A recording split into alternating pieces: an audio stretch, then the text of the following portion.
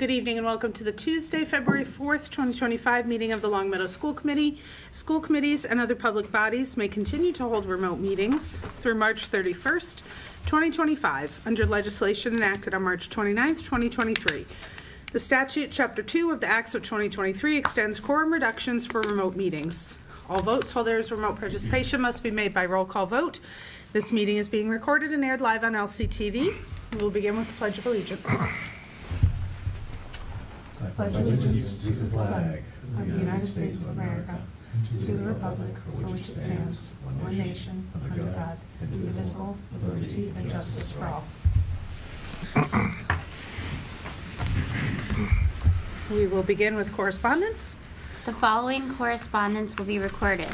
An email from Ms. Kayla Werland dated January 28, 2025 regarding students accepted to participate in the All-State Chorus Band and Orchestra. An email from Ms. Kayla Werland dated January 29, 2025 regarding an invitation for the Long Meadow High School Lyrics Group to perform at the Massachusetts Music Educators Association Conference. Thank you, and congratulations to the music department and all of the students participating in those events. Moving on to approval of minutes, we have a recommended motion. I move that the school committee approve the minutes to the January 28, 2025 school committee meeting as presented. We have a motion. Do we have a second? Second. Thank you. Any discussion? Seeing none, we'll move to a vote. Michaela? Yes. Jamie? Yes. Estelle? Yes. And yes for me as well. Could I note, excuse me, Yes. there was one additional correspondence. It's not noted on your annotated agenda, so you wouldn't have seen it. It is in your meeting packet, an email from Mr. Kurt Freeman on the lack Oh, yeah, I of see it. Northeast gas Yep. pipeline capacity. So that's in your packet as well. Perfect, thank you. All right, we're moving on to public speak. We do not have anybody here or at home. School committee announcements and recognitions. Any from anyone? I have one quick Michaela? thing I wanted Yes. to say. We just wrapped up the Long Meadow Aquatic Club swim season. I was, until I got a little sick, was helping out with the team, and I just wanted to give a shout out to all the high school kids that come and help out with the coaches, especially over at Kylie Middle School, and just all the kids. It's so cool to see kids from first grade all the way to high school together, and it was really fun. Nice, that's awesome, thank you. Any others?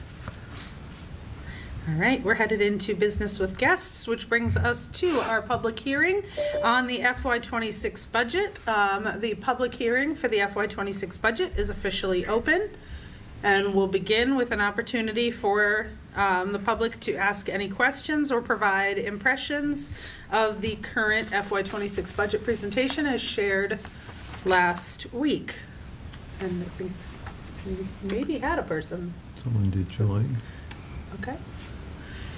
There's nobody else here, so if the person who's at home would like to have the opportunity to speak or ask questions.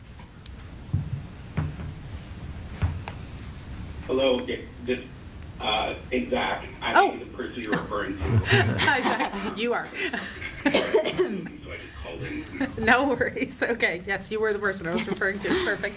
Hi. And Julie as well. All right. I'm going to give us a couple of minutes. We'll return in the off chance that somebody arrives in the interim. We'll just do a quick reminder of a couple of the calendar events related to the budget. The initial budget recommendation happened last week on January 28th. Today is our public hearing related to the budget. We will deliberate and vote on the completed budget next week, February 11th, still here, same time and place. And then March 3rd, we will present our voted budget to the select board at a joint meeting. The town manager then presents the FY26 budget as a complete budget to the select board on March 17th, and the select board votes on the budget on April 7th. That gives time for some adjustments to happen at the state, House, and Senate level, leading us toward our annual town meeting on May 13th, which is where we will vote on budget line items and ultimately get to June and July when the state reconciles and presents their own final version of the state budget. Dr. O'Shea, did you have anything to add related to the budget and or any adjustments? Nothing related to the timeline. Happy to take us through the slide deck with a few additional slides from last week. Yep. So as Nicole mentioned, our budget calendar is here for you. This slide deck will be available on our website and has been distributed to families. It's a long road, and we are at the early stages of the development of the FY26 budget. The budget that the administrative team is pleased to present and recommend to the school committee is one that reflects our district strategic goals. I'm grateful to the administrators for their input into this process. I'm grateful to Tom Mazza for doing the hard work behind the scenes on managing at very granular levels the budget that I'll present to you at a high level tonight. Also appreciative of the efforts of the town manager and the town finance director to keep us apprised of the challenges and opportunities on the town side of things. So at a very high level, this summarizes the FY26 budget recommendation that was made last week. You'll note that it includes a proposal to increase funding from the general fund by $1,287,056 over FY25. We're anticipating that special revenues and grants will increase as well over FY25 in the amount of $141,144 to bring us to a total budget which is $1,428,200 over FY25. So this is a $44.8 million total budget recommendation before the school committee this evening. One of the things that I thought might be helpful to the community and to town finance committee and to the select board and town manager is just to take a look at the building blocks of a school budget. There are essentially three or four components of a school budget across the state of Massachusetts. At the base is Chapter 70 aid. This is the main source of aid that the state makes available to fund public education in the state of Massachusetts. On top of that, each community is assigned a minimum local contribution, and together those two equate to the required net school spending, the amount that cities and towns are minimally required to spend to provide an adequate education across the Commonwealth. You'll note that there is an above minimum local contribution. We're really fortunate that here in Long Meadow that we are funded well above what is minimally required, and that's true in many communities across the Commonwealth. So we're always grateful for the support that the residents provide us with. And on top of that are both competitive and entitlement grants. And together, these become the building blocks of a school budget. What's bracketed here, you'll see, is required net school spending. More or less, that equates to what the state calls the foundation budget, and I just want to spend a little bit of time on that tonight. It is, again, it's the amount that the state would say is minimally required to fund public education in a community. There is a Chapter 78 is an important component of that foundation budget. Chapter 78 is calculated by reviewing a community's enrollment, their program, their demographics, and that helps define the foundation budget. And then a local contribution is determined basically based on a community's ability to pay. And from that, the necessary state aid is calculated. So I want to just sort of paint the picture. If anyone really wanted to get into the mechanics of the foundation budget and how Chapter 70 aid is calculated, one could go to the Department of Elementary and Secondary Education website, and you would find this foundation, Chapter 70 foundation budget formula, and it provides allocations based on our enrollment in a number of different categories. What I have wanted to call folks' attention to is the incremental costs that we receive above our base. In particular, the number of low-income students that we serve here in Long Meadow has grown in recent years, and so that comes with it some additional costs. It comes with it some, we would hope that it would come with some additional funding, but as you'll see, Chapter 78 across the, for Long Meadow has been relatively stagnant. So this probably does the best job of, I think, depicting the systemic challenge that we face. And you'll see that foundation budget, which I refer to as the cost of doing business, that has been increasing rapidly in recent years. And we can talk about some of the pressures that cause that foundation budget formula to increase. But again, the cost of doing business is increasing. What Long Meadow is minimally expected to contribute has increased in a corresponding way. But I think what should jump off the page here is that Chapter 78 has been relatively flat. And so the gap between the amount of Chapter 78 that we are supplied with and the cost of providing not just adequate education, but the excellent education that we provide here in Long Meadow has grown in recent years. And so I think that gap tells a story. It tells a story of the sort of the systemic challenges that we face here in Long Meadow. So what has created that fiscal pressure? I think in recent years it has been for Long Meadow and communities everywhere responding to the different needs of students. Students today are different than they were 10 years ago. We could spend some time talking about why that is, but the reality is that the students we're trying to serve have different needs. They require different types of supports.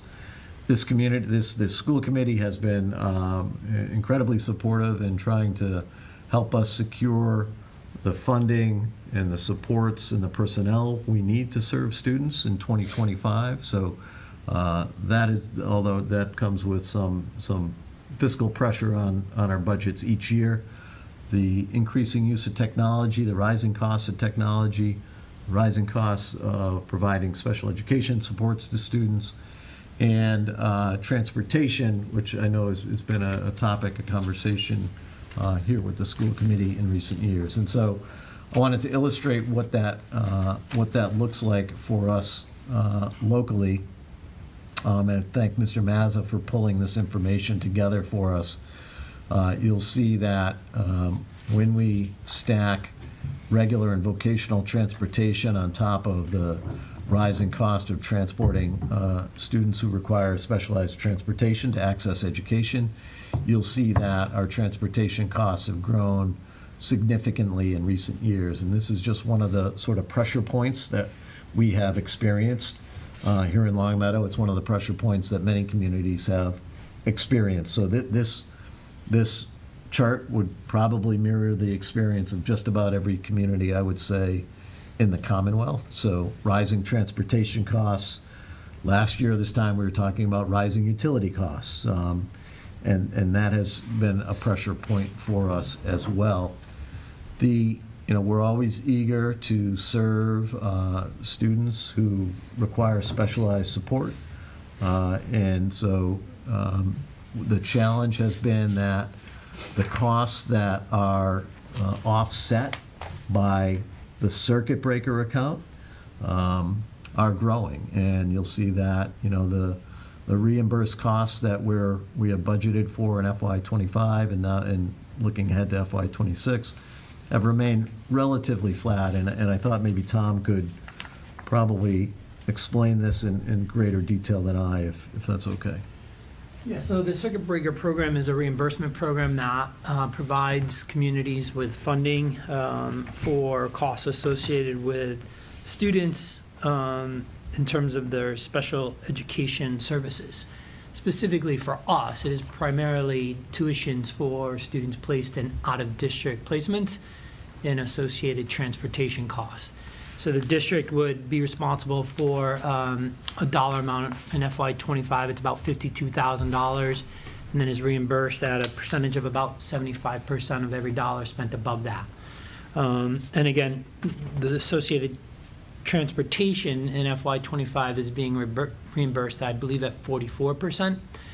So the more you spend, the more you get reimbursed, but it most certainly is a line item or area within the budget that has been increasing significantly over the last 5 years.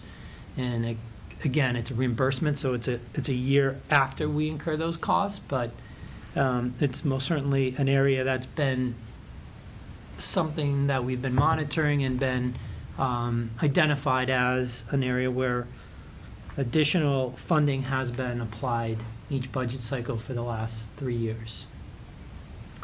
If our legislators were in front of us, I think this would be, you know, something that we would want to point out, the rising costs associated with having sort of flat circuit breaker eligible costs, and then the rising cost of transportation. Again, just creating some pressure points for Long Meadow and so many other communities. Additionally, and this is something that we had shared last week, you'll see that the percentage of students that are deemed to be high needs or economically disadvantaged has grown for us in recent years. And so again, different students, different needs requiring different supports. And so I just, share these few slides with you to illustrate some of the fiscal challenges that are before us as we try to develop a budget for FY26.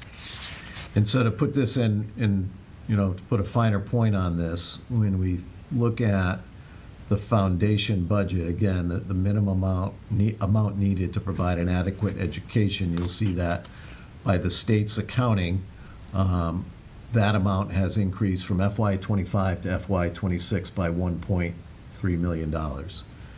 And I think it's a notable figure, that 1.3 million, because when you stack it up against the request that we're making as part of this recommendation, the request that would potentially go to the town, I think it needs to be considered in against the rising costs associated with doing business. What's reflected in this slide, the increase in the foundation budget. And so that would be well and good if, and wouldn't create pressure for the town of Long Meadow if Chapter 70 aid sort of rose in a corresponding way. The problem is that, here we're seeing that Chapter 70 aid, we are once again expected to be held harmless. The governor's budget that was released a couple weeks ago would increase Chapter 70 aid by only $204,675, which is the equivalent of $75 per student. So that number, it really doesn't keep pace with the rising costs. In fairness to the state budget, Chapter 78 generally has grown across the Commonwealth. There has been an increased effort at the state level, but that increased effort simply hasn't kept pace with rising costs. So that $204,000 increase is on a $7.5 million fund. And so it's a very modest, minimal increase when you consider how reliant we are on Chapter 78, and frankly, Long Meadow is less reliant on Chapter 78 than most other communities. Long Meadow has there's a higher level of expectation on our minimum local contribution. So again, sort of similar information presented a different way. You'll see that Chapter 70 aid, where the governor's budget would increase it by 2.77%. Meanwhile, what's minimally expected and what's articulated in the foundation budget are increasing 4, almost 5% in the case of the minimum local contribution. So really a systemic challenge that is in front of us as we think about how we can keep our commitment to providing that outstanding, excellent level of education that we are known for here in Long Meadow. So let me pause there. That's sort of the systemic look at the budget, and before I transition to the figures associated with our budget recommendation, the revenue and the costs applied to the FY26 budget, I thought maybe I could pause there to see if the committee had any feedback or questions or thoughts on the first few slides here. Yeah. Does anybody? Yeah, Michaela? I'm wondering about, just curious about the circuit breaker, that's a state thing, not a federal thing? Yeah, correct. It's state funding that is approved through the state budget each year.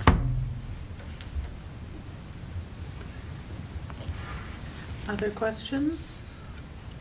Yeah, just on if you go back to the one slide, the reimbursement slide. Yep.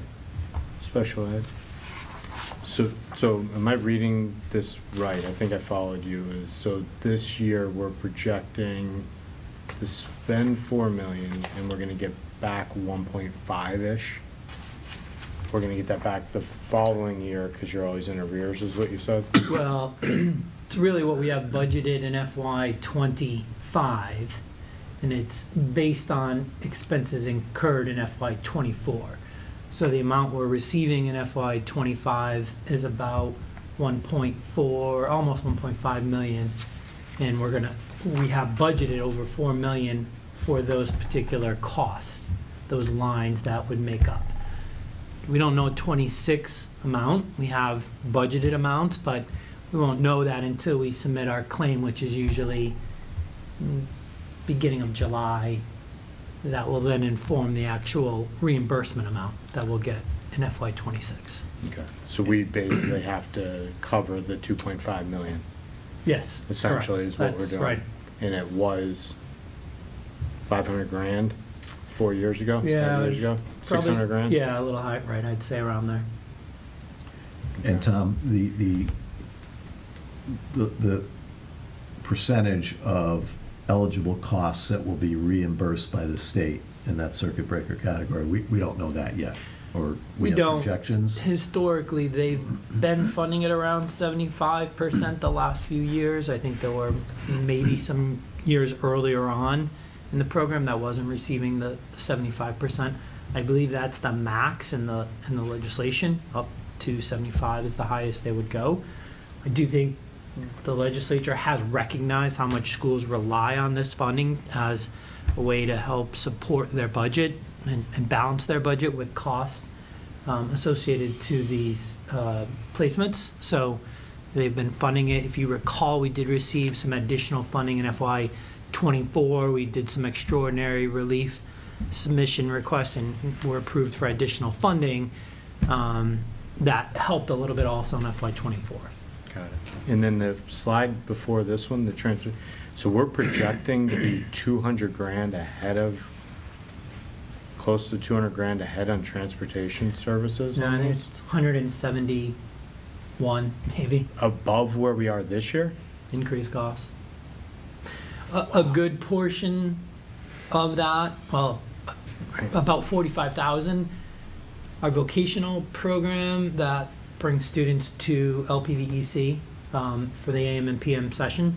We have been sharing a bus with East Long Meadow. The enrollment has increased significantly to the point where there's too many students to share a bus.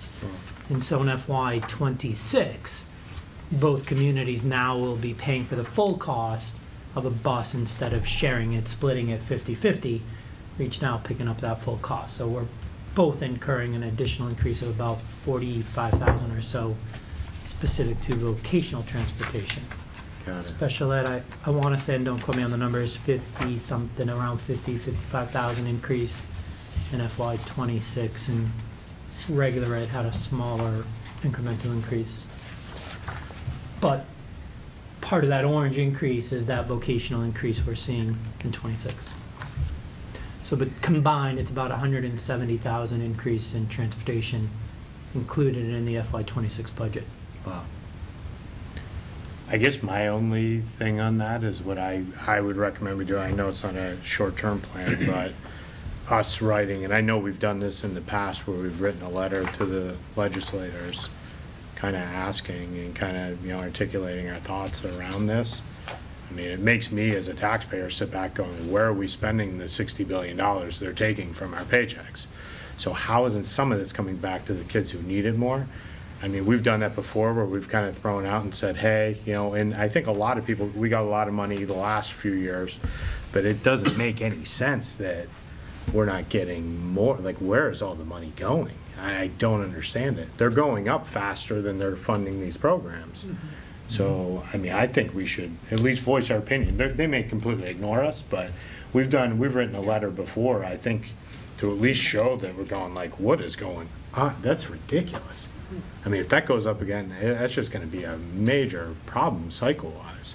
And I think as Superintendent indicated, we're not alone. I think this is a pretty I think this is common everyone. experience throughout Massachusetts. Yeah. In both categories, both transportation and special ed costs. I think we're all kind of experiencing the same growth in Yeah. the costs associated with these services. Because I think last time, I think you reached around to some other districts and we sent a letter. Yeah. I mean, they may ignore us, Well, but like, at least I- say something. I actually think it matters. I think when they hear from school committees, this is the time when they are on their listening tours. Yeah. And working towards shaping the FY '26 budget at the state level. So right now is the time to communicate to our legislators. if I think that's we something should they're at least say, hey, this is, because I didn't realize it was that, I thought we were gonna be like flat. I don't remember seeing, maybe I was Yeah. blanking out last meeting. So, but I didn't realize it was that much of a significant gap. I would also add on the next slide, Marty, that the circuit breaker one, you may recall FY '24 experienced the 14% increase. The FY '24 budget was the year we had that significant yeah, increase in the tuitions. And I think some of the state's response to that was trying to provide additional circuit breaker relief for districts that were experiencing a significant increase in cost. So, I mean, there was a slight bump in 23 to 24 in the amount of circuit breaker we Yeah. received. And again, from 24 to 25, there was, again, a small increase again, but the blue box is growing Outpaced it. at a higher. I mean, you were just getting Right. It's not outpaced by the keeping blue. pace with it, Outpaced. Yeah. exactly. Yeah. Yeah. Wow. It hasn't quite caught up to the 14% increase yet, never mind Can the I other ask costs. two Yes. questions?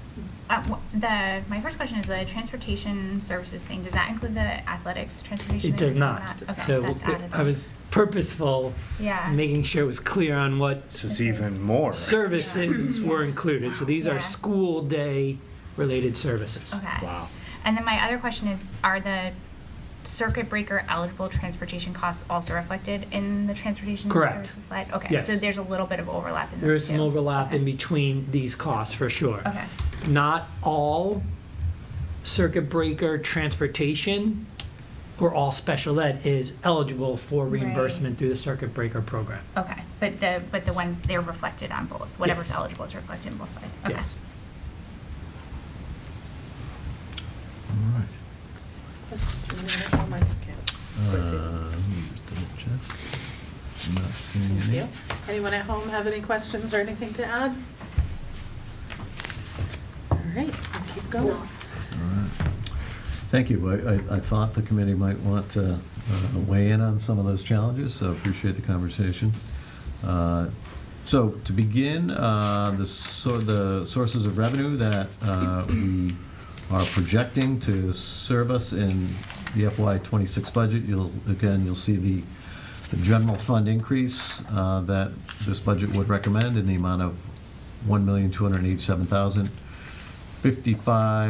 $1,287,055.64. And you'll see that we are largely reliant on the general fund. Projecting circuit breaker, Metro grant, the application of school choice funds, regular education grants, special education grants is largely IDA. We are expecting a slight decrease on that major federal grant. And then other special revenues that serve us. So you'll see that, I think it really shows us the reliance on the general fund, and it really tells us that, as Chapter 70 sort of flattens out, it puts even more pressure on the general fund. The request that is included in this recommendation, you see how it stacks up historically, both in terms of the request for general fund increase and then how it stacks up in terms of the overall budget increase going back to FY15. So there might be years where the general fund increase is above the total budget increase because of the right column on the right, the two columns on the right factor in all funds, grants and special revenue. So the request here, it would say that it falls in line with requests that have been made in recent years. In terms of what this, how this affects services in FY26, I would describe this as a level service budget, not level funded, because there are rising costs associated with contractual obligations and other things that we have discussed, but essentially this is a level service budget. We would expect that it would not have any impact on programs or services. This recommendation would not result in the reduction of staff for budgetary reasons.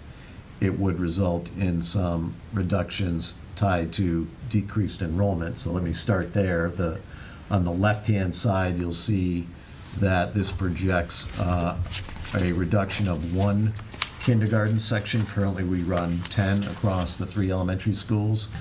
Given the enrollment patterns, the registration, the demographic information that we have, we're expecting that we can maintain great class size with 9 sections next year instead of 10. It results in the reduction of 2 positions, a classroom teaching position and a classroom teaching assistant.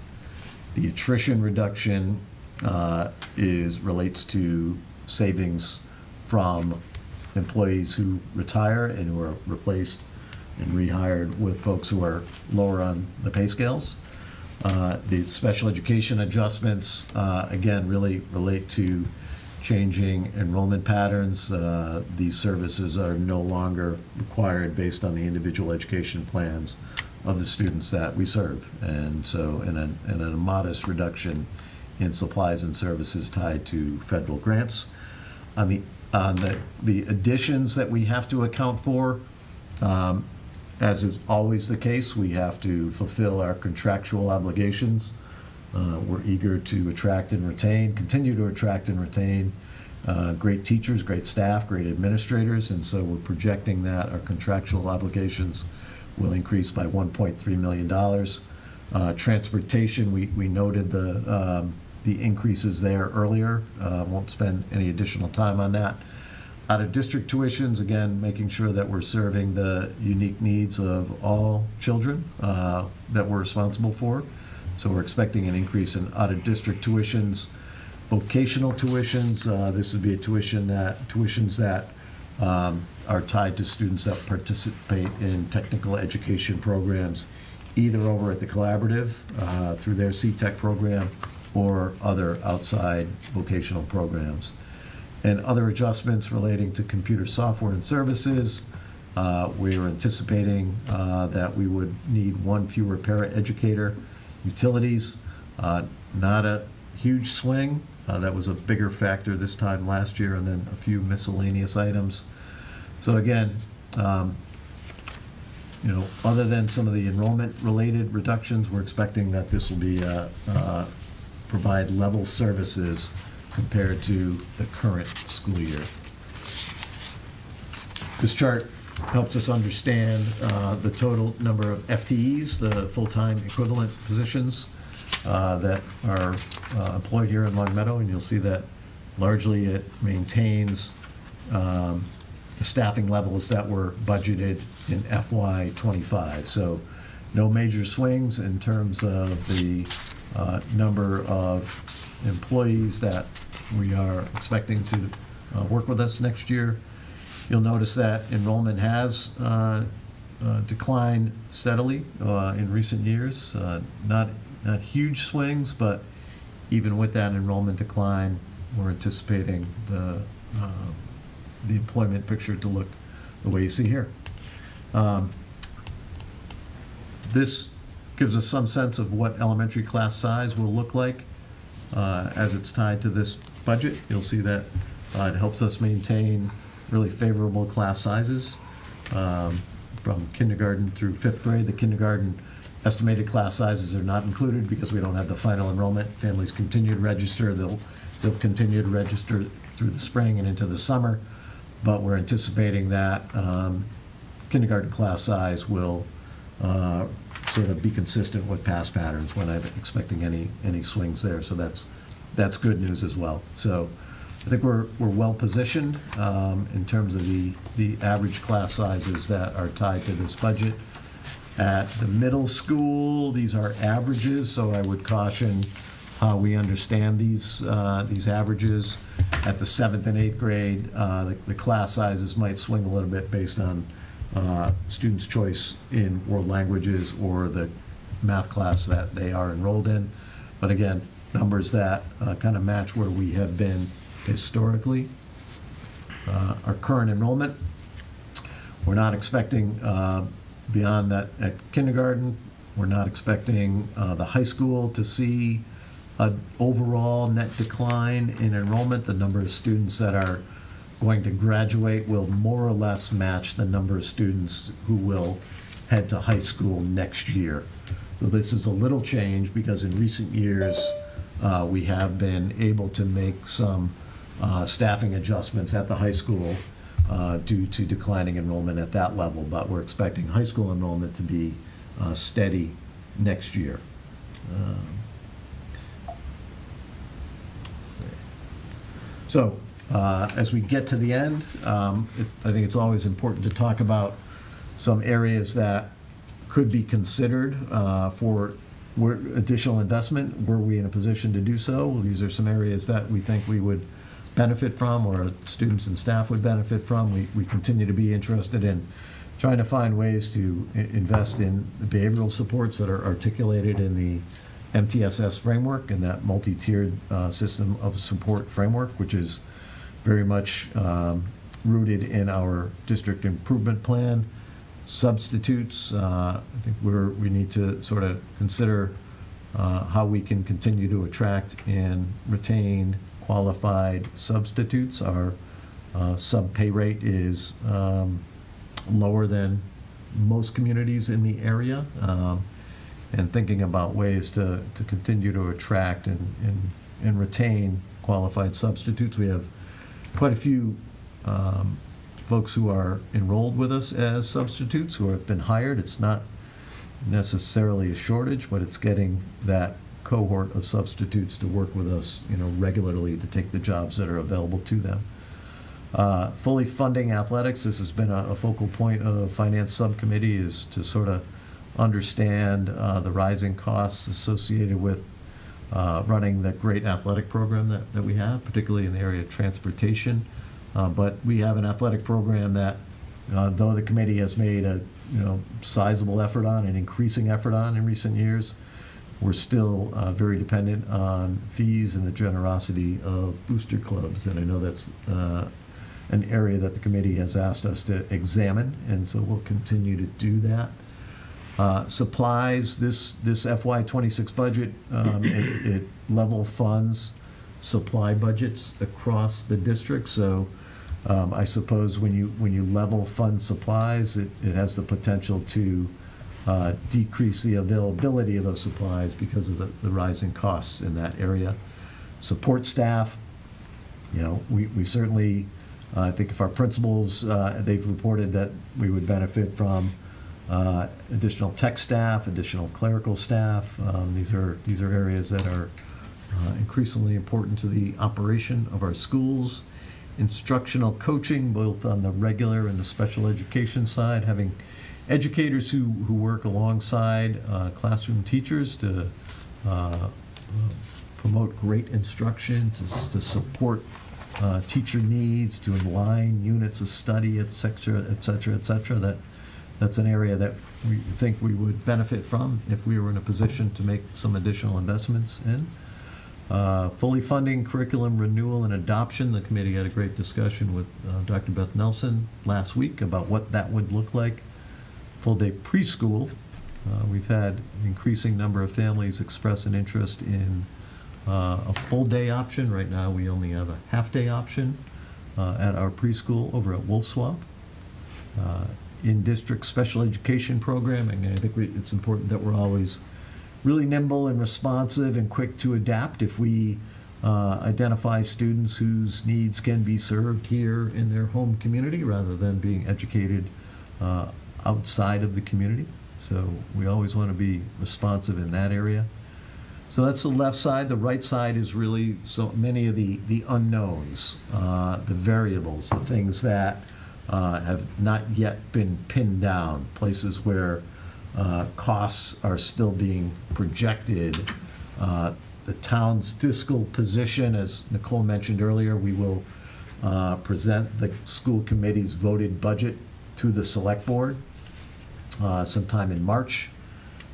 Collective bargaining agreements, again, reaching fair settlements with all of our bargaining units is incredibly important. And so we want to make sure that we're creating favorable CBAs. Shifting federal priorities, this is a bullet I've added in since last week. I think it's worth noting and perhaps talking about a little bit. There has been an executive order from the new administration that would potentially direct federal funds to students and families directly in a way that would promote greater school choice. So it has the potential to shift IDA funds, Title I funds, away from communities directly and potentially into the hands of families to promote greater school choice. And if that's something we're still trying to understand, what the impact of that executive order will be. We haven't received much guidance or information from DESE or from our professional associations, but it's something that we really have to keep our eyes on. I think it would be, frankly, damaging to public education across the country if some of these school choice provisions were put in place. I think it would really undermine our ability to support special education students in particular. Final state aid levels are unknown, won't be known for some time. We're hoping that the Chapter 70 level of aid will increase. It has a tendency to increase as the legislative season wears on. Last year it did. This year we're hoping it will. Special education, again, the needs of students are individualized in this sense, and so we have to be responsive to students' individual needs. Sometimes those needs become known to us long after the budget is set. Kindergarten class size, utilities, less of a variable this year, but something that, in a given year, you could have a spike in your need for some of the utilities to keep our buildings lit and warm. Class signups, fee-based services, spring and summer enrollment. We have to watch those patterns to see if there's any enrollment changes that cause us to have to reallocate. And then some decisions in front of us in terms of the number of school choice and METCO students that we enroll next year. So lots of knowns. Appreciate Tom's work in pinning down those knowns and helping us put together a recommendation for you, but still many unknowns and still some areas that we know we would benefit from if we were in a position to make additional investments. So happy to go back to any of these slides, answer any questions you might have, and we'll make sure that we make this presentation available to the community, and we'll push out the LCTV recording of this as well. So, Perfect. I'll open for questions. Folks at home. Thank you. Can I ask a question that's Yeah. unrelated to what you were No. just saying? I had since we were looking at the transportation side. What fiscal year did we start seeing like any additional costs that come from having the combined middle school? Like additional bus routes or whatever? FY '29, Okay. Would We're still like a say couple we- of years. anticipate, try to plan as best we can, but upon opening, with those routes and our capacity to accommodate the combined enrollment, and being now that the 2-mile radius is not covering as much as the community with one building, I'm thinking probably at least one bus, but again, it'll all depend on, where the riders live and Right. how many sign up. Okay, cool. All right, seeing no other questions at the moment, I will open for if there are any, I think we might have one member of the public maybe. That might still be Zach, I'm not sure. If there's a member of the public, we have a phone number listed with any questions. No, it is me once It again is doing you. double duty, so I went mobile. Thank you. Perfect, okay. Just encourage folks that next week we will be hopefully voting on a finalized budget to bring to the town and the select board. So if folks here have any questions, reach out to Dr. Shea or Mr. Mazza over the next week. And folks at home who are watching, emails, phone calls to any of us on the committee or in the administrative office with any questions about this budget process. All right, we are ready to move forward then. We're headed into administrative reports.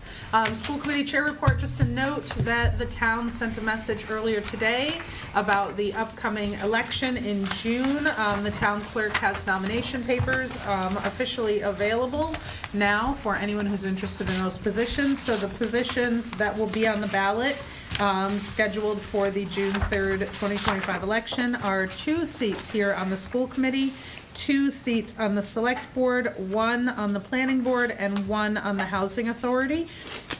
You can still pick up nomination papers by contacting the town clerk and making an appointment to do that.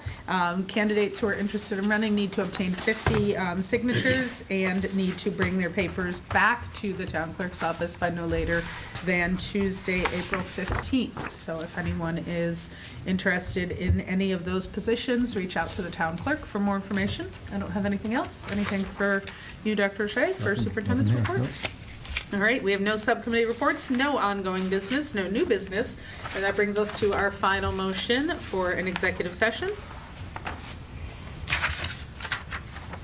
I move that the school committee meet in executive session pursuant to Mass General Law, Chapter 30A, Section 21A, purpose, am I reading the right one? Yep. Okay. Purpose to conduct a strategy session in preparation with collective bargaining with units A, B, C, D, E, F, and H.